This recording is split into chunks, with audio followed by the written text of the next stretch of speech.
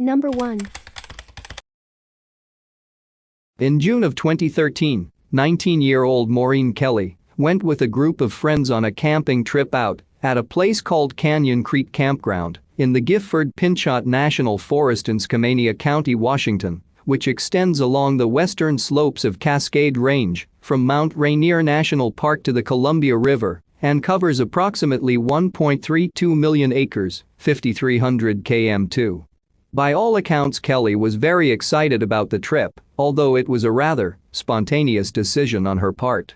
Her half-sister, Chiri Kapu, would say of Maureen's sudden plans, "She called me before she left to go camping with friends and asked if she could borrow some camping gear. She was excited about going, she told me she loved me. That's normal for her. She's an affectionate person." The trip started off normally enough, and everyone seemed to be having a great time, and they set up camp with no trouble at all. It was a fairly remote area, but not so much so that it was completely closed off from civilization, and everyone there had some experience with the outdoors. There was no reason to think that anything at all would go wrong, but on the evening of June 9, 2013, a strange series of events would unfold when Maureen suddenly began talking about wanting to go on a spiritual quest out by herself in the woods. It was not a little weird because the young woman had not previously mentioned anything about such a thing. No one was really even sure what she meant by a spiritual quest, and although Maureen was known as a very laid-back, carefree girl, she had never talked of such things before to those present, making it seem a tad bizarre and out of character. At the time, no one really thought much of it, thinking it was just some silly talk, but then Maureen got up and expressed her plan to follow through with her spiritual quest, telling everyone that she would be back by midnight. She then walked off on foot towards the forest, with nothing by her fanny pack, carrying some matches, a small knife and a compass. It seems that shortly after leaving her friends behind at camp, she had then stripped down naked, leaving her clothes folded behind and heading out barefoot. This is the last time she was ever seen again. When midnight came and went with no sign of Maureen, the friends called out for her and looked for her, but when there was no sign, they contacted the Skamania County Sheriff's Department and reported her missing. It was very odd that she should have taken off her clothes and shoes, because although the temperatures had been mild at the time she left, the night had been a cold one, and there was also the detail that she had not prepared herself in any way for being out in the forest, meaning she probably truly meant to be back before long. Still, it was all a bit surreal, and Maureen's good friend Amanda Ziegler would say, "It's strange because she would know better than to go out unprepared like that. It doesn't make sense."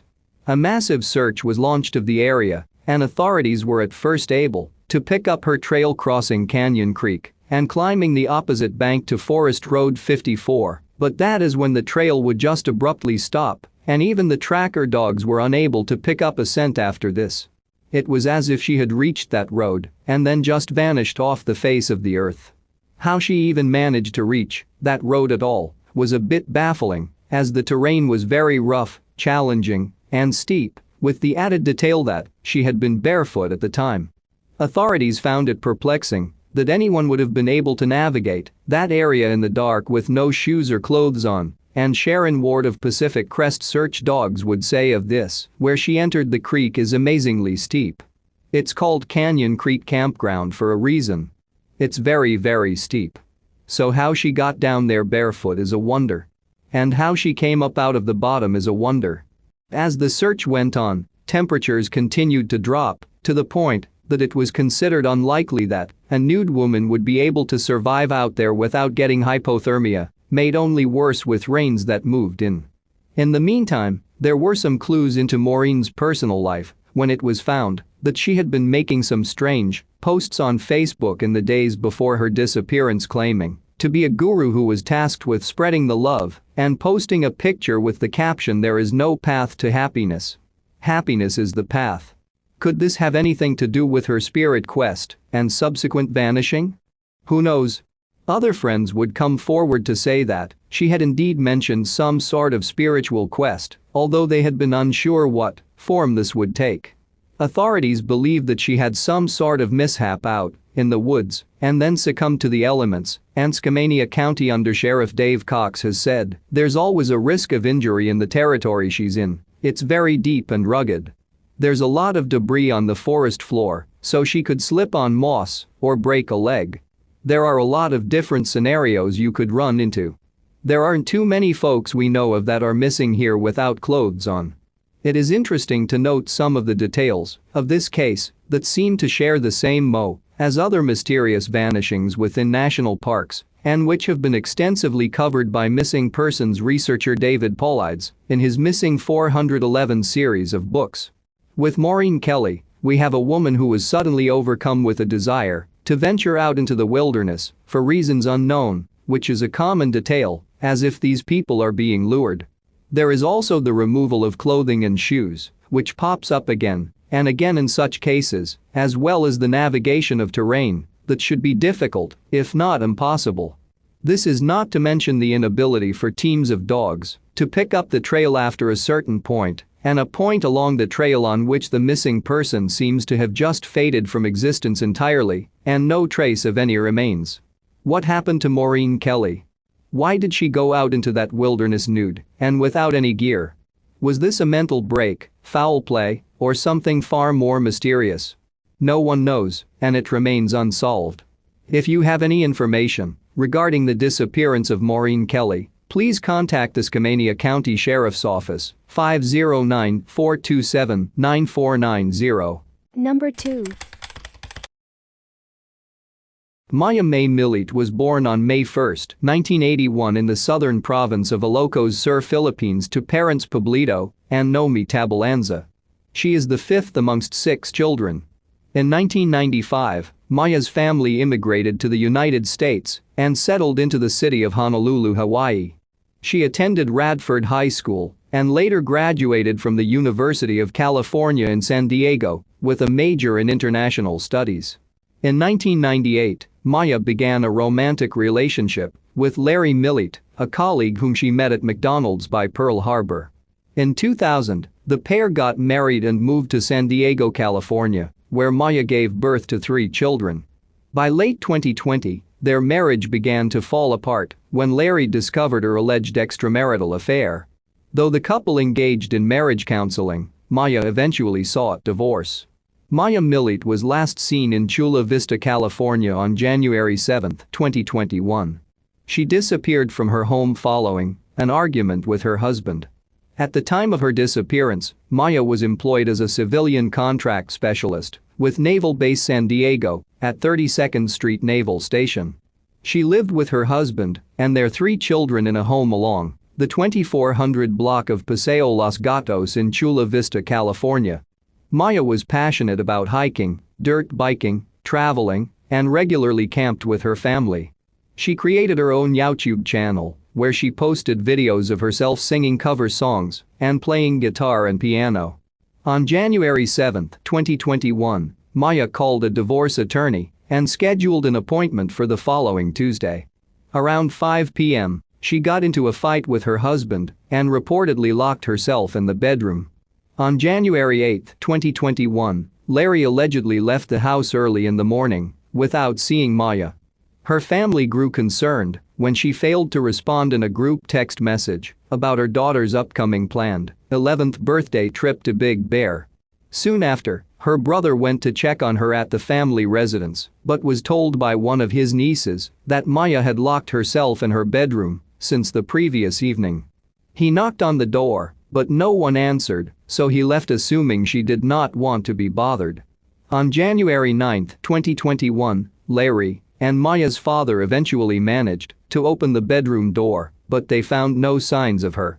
Maya Millete disappeared from her home and has never been heard from again. That evening, Maya's sister filed a missing persons report with the Chula Vista Police Department. On the night of Maya Millete's disappearance, video surveillance footage from a neighbor near her Chula Vista residence recorded 8 loud bangs over a period of 20 seconds at approximately 8:30 p.m. The following morning, video surveillance footage captured Larry Millete at 5:58 a.m. moving his vehicle, a black Lexus GX 460, to a spot in the garage where the back could not be seen on camera. Larry told police he left home early that morning around 6:30 a.m. with his 4-year-old son and that they spent all day at Solana Beach. He denied his involvement in his wife's disappearance and stopped cooperating with the police shortly after. On January 23, 2021, authorities conducted a search warrant at the family's home and Larry Millete's car. They found no signs of blood spatter inside the house, nor any human blood or tissue inside his vehicle. On October 19, 2021, 40-year-old Larry Millete was arrested and charged with the murder of his wife Maya Millete. He also faced a second charge of illegal possession of an assault rifle. Authorities revealed that Larry had previously sought magic to save his failing marriage by contacting multiple spellcasters online to make his wife fall back in love with him. When his request didn't work, Larry sought spells to cause Maya to suffer severe injury and make her dependable on him. He also inquired about harming a man whom he blamed for his failed marriage. Police made the arrest based on circumstantial evidence which included Maya's extramarital affair and her desire for a divorce, which investigators believe triggered Larry to murder her on the night of January 7, 2021. Larry Millete was the last known person to see Maya before her disappearance, which followed an argument. One of his firearms, a .40 caliber gun, was also missing when police conducted a search warrant on the family's home.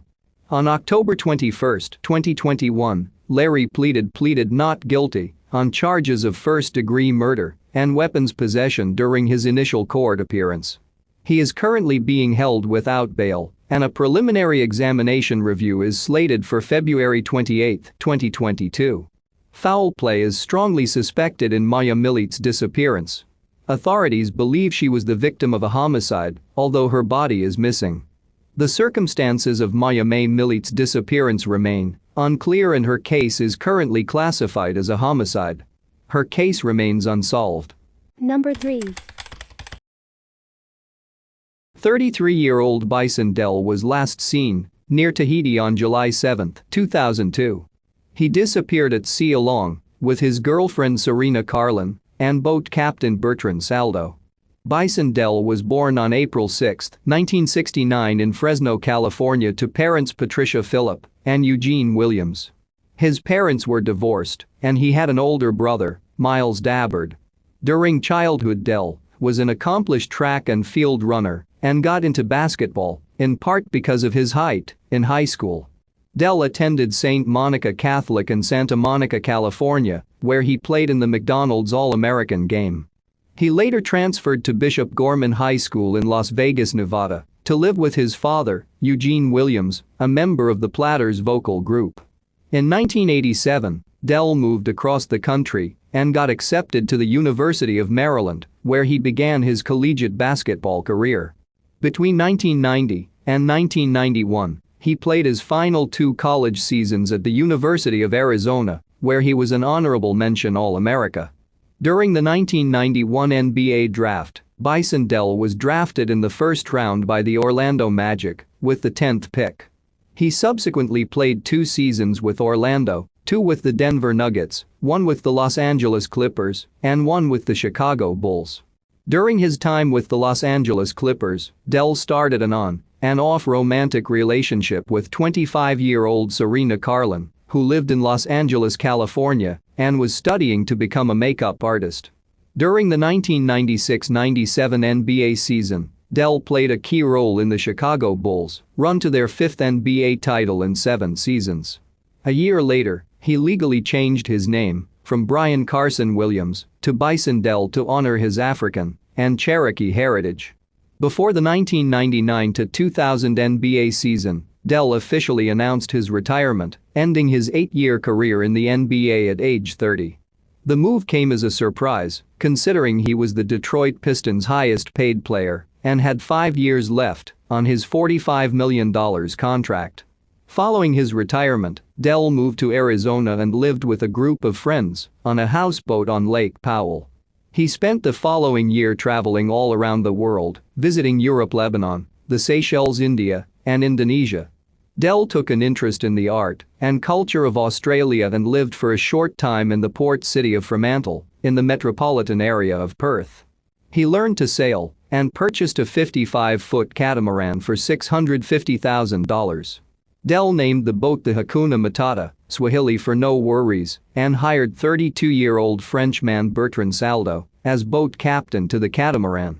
In early 2002, Dele began a journey with friends to sail along the coast of New Zealand to the Great Barrier Island and Auckland. Dele convinced his former girlfriend Serena to leave her life in New York and join him on his itinerary. The pair had previously reunited in October 2001, and Karla agreed to leave her real estate career in New York City following the events of 9/11. While they were in Auckland, Dele's older brother, Miles Dabbard, arrived unexpectedly in an attempt to reconnect with him. The two brothers had been estranged for years, and it appeared their relationship was strained during the journey in New Zealand. On May 29, 2002, the Hakuna Matata left Auckland and set sail for Tahiti, with Saldo and Dabbard on board. Dele and Karla, having decided to fly ahead to Tahiti, left the next day on their own. On June 19, 2002, the Hakuna Matata arrived in Papeete, the capital of Tahiti, French Polynesia. They soon joined Dele and Karla, who were staying at Sofitel Karelia Laura Hotel, a luxury resort on the nearby island of Moorea. On July 6, 2002, the Hakuna Matata departed from a harbor in Papeete, setting sail for the island of Raiatea, and from there to Honolulu, Hawaii. 4 people were on board: Bison Dele, his older brother Miles Dabbard, his girlfriend Serena and skipper Bertrand Saldo. Over the next 2 days, 3 satellite phone calls emanated from the boat before all communication stopped. Bison Dele, Serena and Bertrand Saldo never returned and have not been heard from since. On September 5, 2002, Miles Dabbard was arrested by police in Phoenix, Arizona, when he attempted to purchase $152,096 in gold eagle coins from a gold merchant using his brother's name, checking account, and passport. Dabbard claimed he was buying the gold on behalf of his brother. He told police that his brother and Karla were alive when he last saw them in Tahiti. After 7 hours of interrogation, authorities released him for lack of evidence. The next morning, Dabbard joined his girlfriend of 2 years, Erica Weiss, in Palo Alto, California. The pair drove to San Diego, where they spent a last night before Dabbard crossed the border into Mexico alone, checking at a hotel in Tijuana. On September 14, 2002, a John Doe was found in a comatose state, sitting nearly naked on a park bench overlooking a Tijuana beach. Suspect in South Pacific disappearances died in hospital on September 15, 2002. The John Doe was brought back to the United States and identified by fingerprints as Miles Dabbard. He was in critical condition and lapsed into an irreversible coma following a suicide attempt by overdosing on insulin and painkillers. On September 27, 2002, 35-year-old Miles Dabbard died at Scripps Memorial Hospital in Chula Vista, California, a day after being removed from life support. On July 8, 2002, a man matching Dabbard's description was witnessed alone, docking the Hakuna Matata into Moorea, a volcanic island northwest of Tahiti.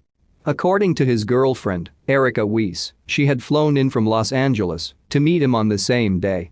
They spent a week in the Pearl Beach Resort, during which she asked about Dele and Karla. Dabbard declared they were in Raiatea, an island northwest of Tahiti.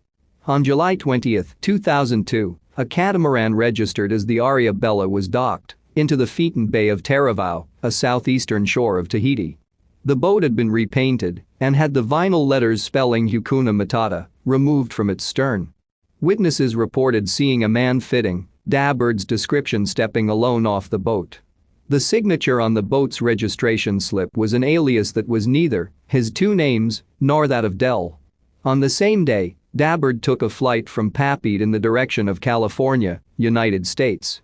Before committing suicide, Dabbard had given his girlfriend, Erica Weiss, an account of what happened on July 7, 2002, following his release from the Phoenix police. According to Dabbard, he and his brother got into a heated argument when Dele accidentally punched Serena in the face when she tried to intervene. Karla got knocked down and hit her head against a steel davit, dying instantly. Dele then killed Bertrand Saldo by hitting him in the head with a wrench because the skipper wanted to report Karla's death. The fight with Dele continued, and Dabbard ultimately shot him in self-defense. Afterward, Dabbard weighed down the three bodies and dumped them overboard into the South Pacific before sailing the Hakuna Matata back alone to Tahiti. Miles Dabbard, born Kevin Williams, is considered by the FBI the leading suspect surrounding the disappearances of Bison Dele, his girlfriend Serena Karla, and boat captain Bertrand Saldo. They are all presumed dead.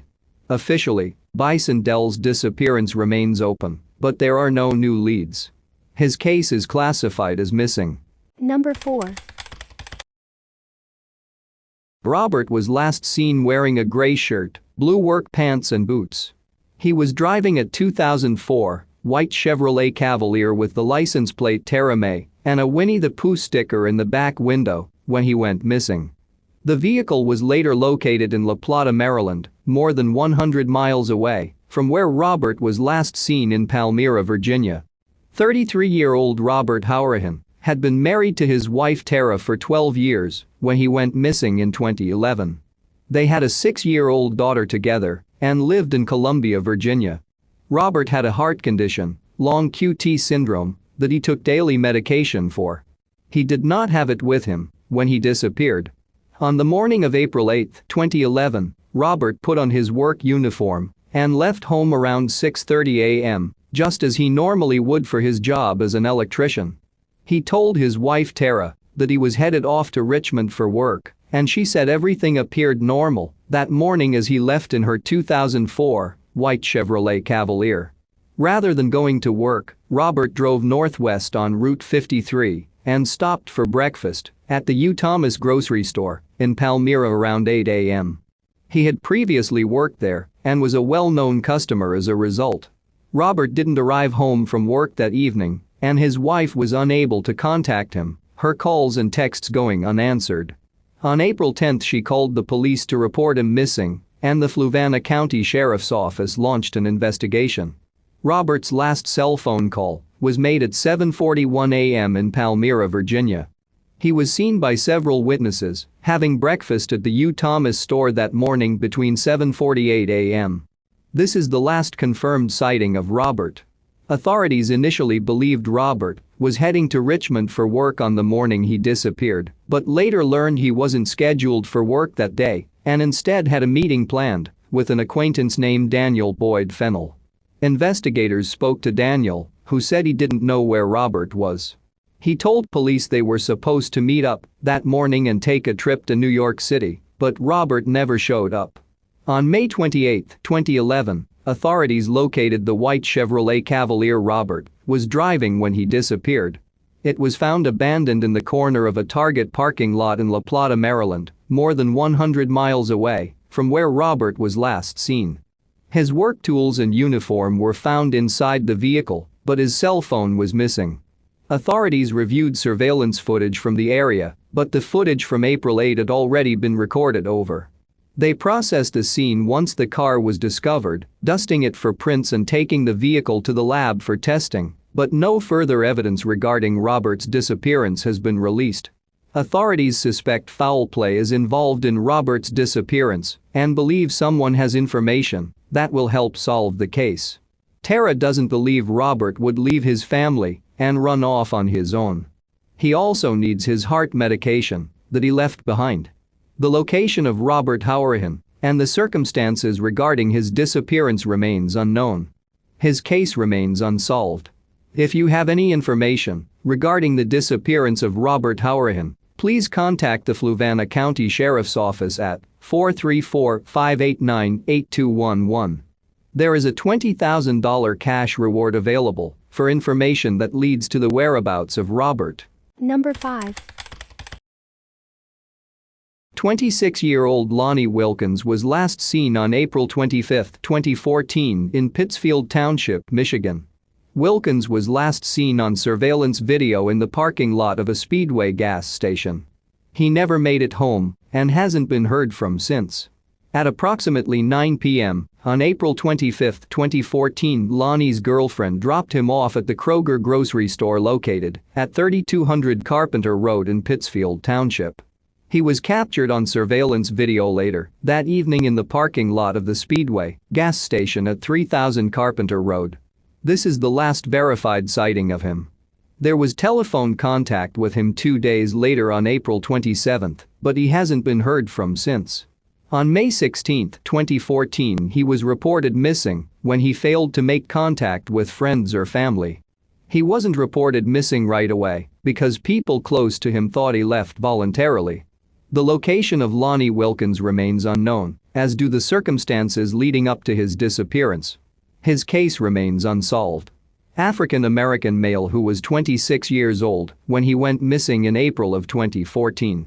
He has black hair, hazel eyes, stands 5'1" tall, and weighs approximately 160 pounds. Lonnie's hair is usually pulled back in a ponytail. He has a RX symbol tattoo with stars on his left inner forearm, pictured below.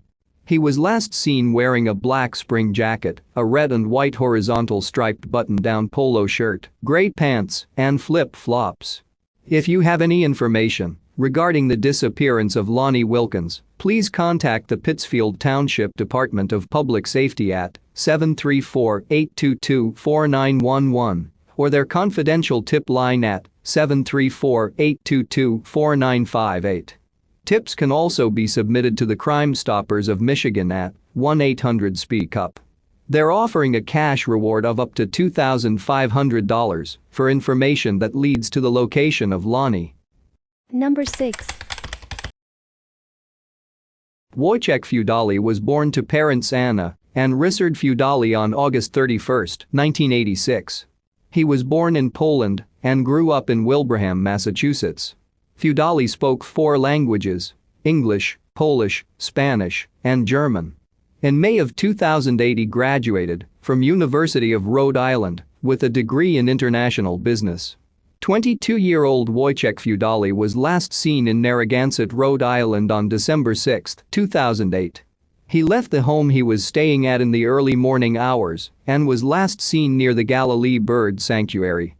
At the time of his disappearance, he was living with friends in an apartment in Newport, Rhode Island. Fudali had been prescribed anti-anxiety medication shortly before his disappearance but had stopped taking it cold turkey according to his roommate. According to his friends, he was acting strangely in the days leading up to his disappearance and seemed to be having some sort of mental breakdown. The week before he disappeared, Newport police responded to a report of a distraught man walking along the cliff walk with a Bible in his hand. When police arrived, they found Fudali wearing pajamas and no shoes. The officers determined that he was fine and he was not directed to a hospital or any other services. On December 5, 2008, Fudali attended a small party at a friend's home in the 70 block of East Shore Road and stayed overnight. His friends were awakened by loud noises around 5 a.m. and say they saw Fudali naked, hitting himself with a metal pole from a bed frame, saying, "Trust me." They did not call for help and shortly went back to sleep. Sometime between the hours of 5 a.m. and 11:30 a.m., Fudali left the home, leaving his phone, money, keys and clothing behind. When his friends woke up around noon, they said they thought he had just gone out for a walk. They reported him missing at 1:30 p.m. While police were interviewing Fudali's friends at the house on East Shore Road, another friend arrived and said he saw him running naked near Galilee Escape Road around 11:30 a.m. Based on that statement, authorities believe Fudali entered the water to cross over to the section of the bird sanctuary where he was seen running.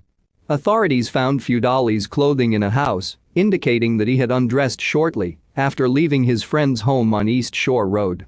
Shortly after his disappearance, a witness said he saw a man wearing a hooded sweatshirt sitting on a dock behind one of the houses on East Shore Road the same morning Fudali went missing. Another witness claims to have seen a man fitting Fudali's description jogging naked in the marsh that same morning. A 4-day search by the state police and Narragansett officials was conducted in the 128-acre bird sanctuary and surrounding area of Galilee using helicopters and canines, but no trace of Fudali was found. The location of Wojciech Fudali remains unknown. Temperatures outside were about 30 degrees when he went missing, and he could not have survived long without clothes. Foul play was quickly ruled out by detectives in Fudali's disappearance, but the circumstances remain unknown. His parents hold out hope that he's still alive and are offering a $4,000 reward for information regarding their son's disappearance. Caucasian male born on August 31, 1986. He has brown hair, blue eyes, stands 6 feet tall, and weighs approximately 200 pounds. He has a tattoo of a black eagle with a yellow and green background under his left rib cage and a gap between his upper front teeth. Wojciech was not wearing any clothing at the time of his disappearance. His case remains unsolved. If you have any information regarding the disappearance of Wojciech Fudali, please contact the Narragansett Police Department at 401-789-8967 or Rhode Island Cold Case at 877 Rhode Island Solve.